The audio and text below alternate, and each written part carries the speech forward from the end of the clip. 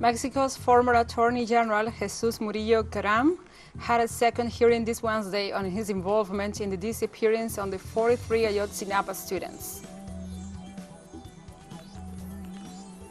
The European Commission said that the continent is experiencing the worst drought in 500 years, as almost two-thirds of the bloc is on alert due to the prolonged heat waves.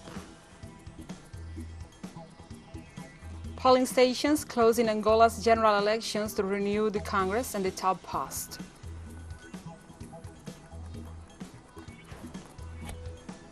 From the headquarters of TeleSUR English in Havana, Cuba, this is From the South. I'm your anchor, Gladys Quesada, and these are the news. Mexico's former Attorney General, Jesus Murillo Caram, had a second hearing this Wednesday on his involvement in the disappearance of the 43 Ayotzinapa students. The judge in charge of the case said the hearing against the former Attorney General, after his defense had requested twice the constitutional term for the judge to determine whether Murillo will be remanded in custody or released. At the hearing, Murillo should have the opportunity to provide evidence to demonstrate that he did not fabricate false positives in the case of the 43 Normalista students, nor that he consented or torturing the detainees. The evidence will be presented before the judge of the North Prison, who will determine the legal situation of the former official. Murillo is charged with obstruction justice and the forced disappearance.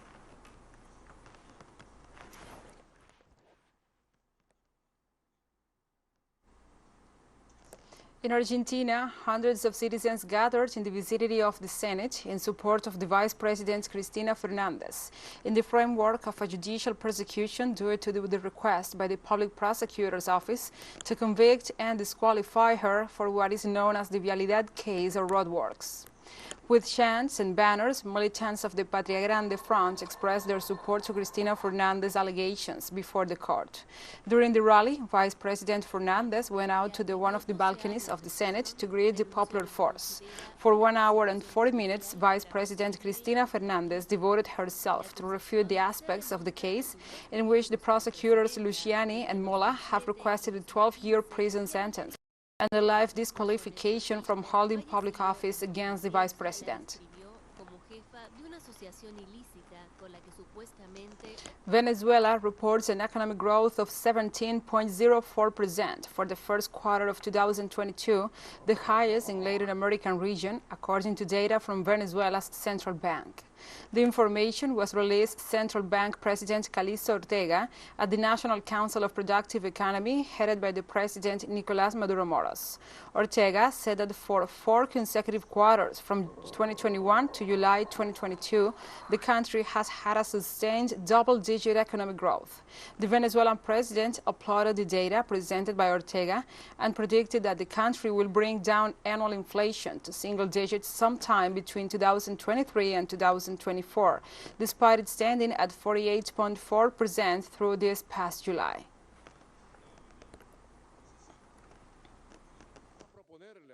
We're going to propose to President Gustavo Petro the construction of a large economic, commercial, and productive zone between the north of Santander and the entire state of Táchira. A binational zone of economic, commercial, and productive development. The time has come for us to build it for the benefit of the population of Táchira and the population of northeastern Santander. And the President Maduro, for his part, denounced all the economic sanctions of the United States of America against the country. The more than 500 economic sanctions adopted by the United States of America against the economic apparatus of Venezuela, against the Venezuelan society, shook to the core the economic and social body of the Republic, and placed us in a situation of difficulties, but also of decisions towards the future. And Colombia suspended forced eradication of coca fields and will focus on intercepting cocaine shipments while providing farmers with incentives to adopt legal crops. The move marked a significant shift in drug policy in the South American nation, which has struggled to slow cocaine exports to the United States. Previous governments in Colombia set annual targets for eradicating coca crops with the aid of soldiers, herbicides, and drones. But forceful eradication schemes sometimes led to violent confrontations between police and the local farmers who tried to defend their crops, arguing that the lack of infrastructure in remote parts of the country made other crops unviable. The eradication programs received financial and technical support from the U.S., but failed to make a significant dent on the cocaine trade.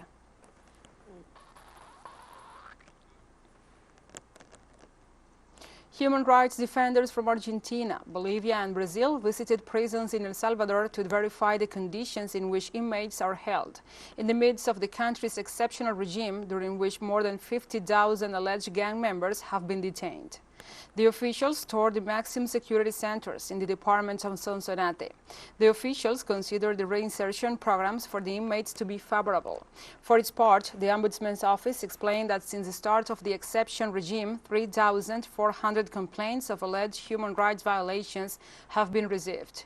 However, humanitarian organizations report that at least 63 people have died under state custody during the exception regime. El Salvador is under the fifth extension of the emergency regime that started late March after a wave of murders attributed to the gangs, which left more than 80 people dead. In Brazil, the last nation in the world to abolish slavery, in 1888, a slave port was declared as a heritage site. The Valongo Wharf archaeological site in Rio de Janeiro was once the main port of entry for African slaves arriving in the Americas. Of the nearly 5 million slaves shipped to Brazil during the 19th century, an estimated 900,000 landed there.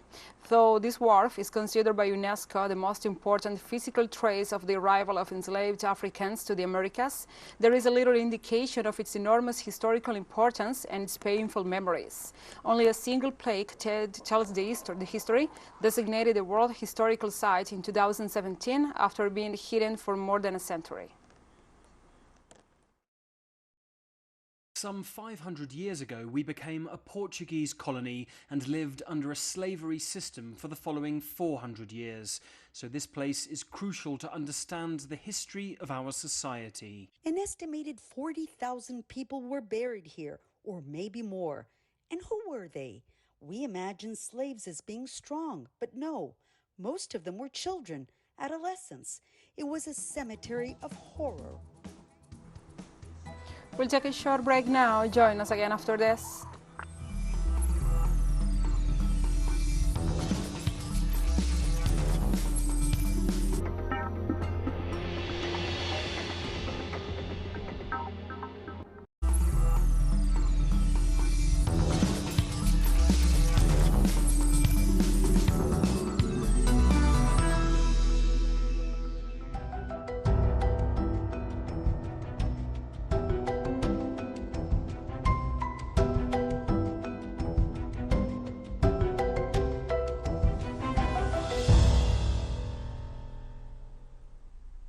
Welcome back to From the South.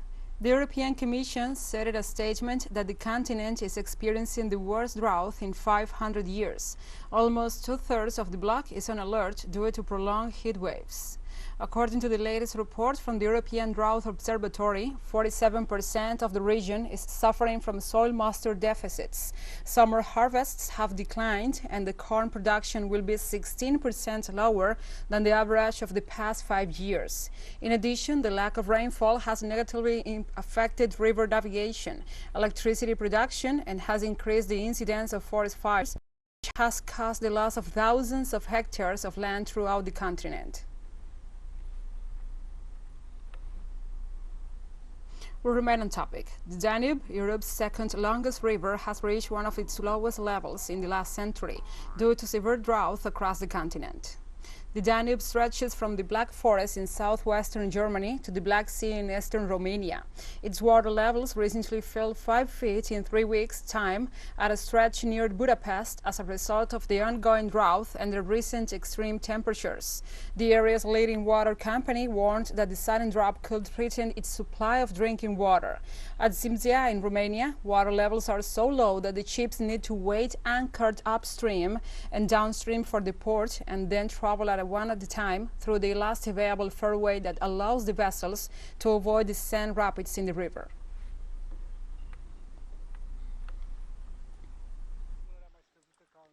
I have never seen the Danube level so low like this year.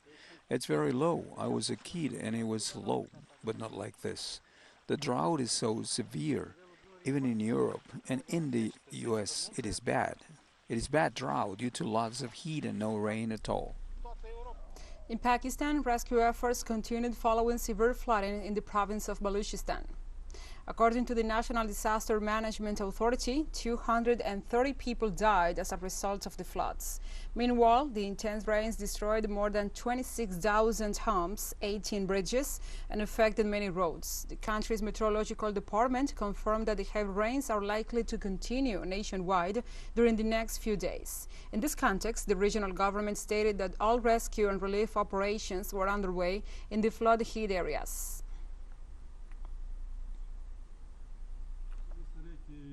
Of the 34 districts in Balochistan, 31 have been fully or partially damaged. This is clearly a catastrophe. Both the mountains and the plains have been hit by flooding. Our rescue team has no time to rest now and is engaging in intense rescue operations. And we have more news coming up after a final short break, so stay with us.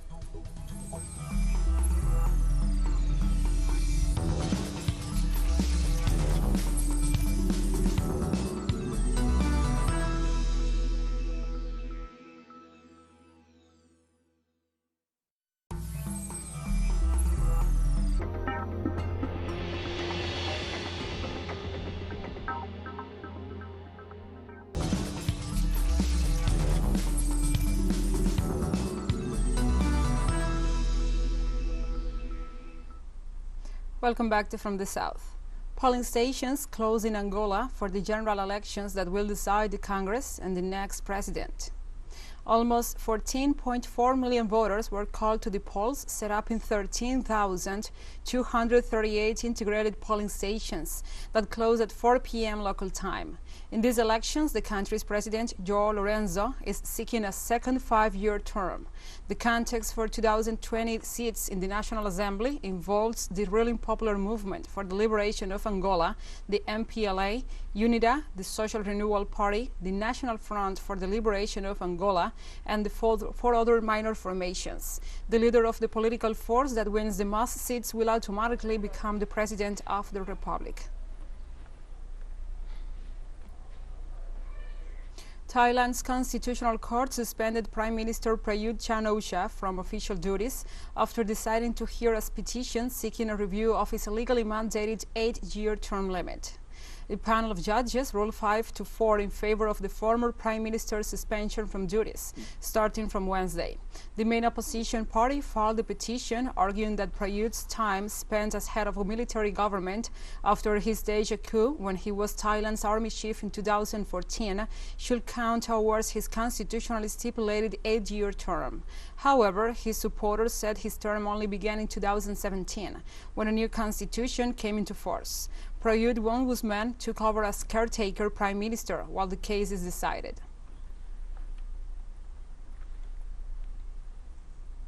And the People's Republic of China waived debt owed by 17 African countries in the continent for 23 interest-free loans that were due in 2021. The country's foreign minister, Wang Yi, said the latest relief reinforces China's intention for Africa to consider the Asian giant its preferred long-term development partner, especially in the face of the various forms of hegemonic and bullying practices. The decision was announced in an address to Chinese and African diplomats at a follow-up meeting on the Forum on China-Africa Cooperation held last November in Senegal. Foreign Minister Wang Yi also stated that his country will continue to support the greater development of Africa's agricultural and manufacturing sectors, and also to expand cooperation in emerging industries such as the digital economy and health, green and low-carbon sectors. On Wednesday, Turkish President Recep Tayyip Erdogan received his Palestinian counterpart, Mahmoud Abbas, to discuss the Palestine issue. During a joint press conference with President Erdogan in Ankara, President Abbas said that the meeting was an opportunity to consult and exchange views on the regional and international situation. Abbas also expressed his deep appreciation for the constant support to the Palestinian people. He also emphasized that the Palestinian leadership will not accept the continuation of the aggressive practices of the Israeli occupation authorities against the Palestinian people, lands, and holy sites. Erdogan's reception of his Palestinian counterpart comes only a week after Turkey and Israel sealed a rapprochement. Under the orders of the U.S. President Joe Biden, U.S. military forces conducted airstrikes in the Syrian province of Deir ez-Zor under the pretext of neutralizing groups allegedly backed by Iran. The Central Command of the U.S. Armed Forces assured that it took deliberate measures to limit the risk of an escalation in the region and that it will continue to take actions to protect its country. It also said that the aggression was made in response to the August 15th attacks against the American base Ayotzinapa in Syria and that it did not leave any casualties or damage. The United States maintains around 900 soldiers in Syria, a large part of them in the oil fields of the east of the country that has been plunged into a Western-driven war since 2010. Schools in Bangladesh will close an additional day each week, and government offices and banks will shorten their work days by an hour to reduce electricity consumption amid concerns over rising fuel prices. The reduced hours took effect this Wednesday. In Bangladesh, most schools are closed on Fridays, but now they will also close on Saturdays. Government offices and banks cut their work days to 7 hours from the previous 8 hours, while private offices had the chance to set their own schedules. The South Asian country has been taking measures in recent weeks to ease the pressure on its declining foreign currency reserves. Last month, the fuel prices were raised by more than 50%.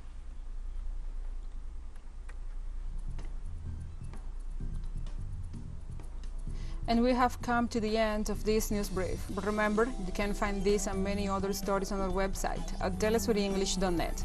And also, if you feel so inclined, please join us on social media for all the latest news. We are on Facebook, Twitter, Instagram, and Telegram. And now you can also follow us on TikTok account at TeleSUR English, in which you will be able to see news in different formats, news updates, and more. For TeleSUR English, I'm Gladys Quesada. Thank you for watching.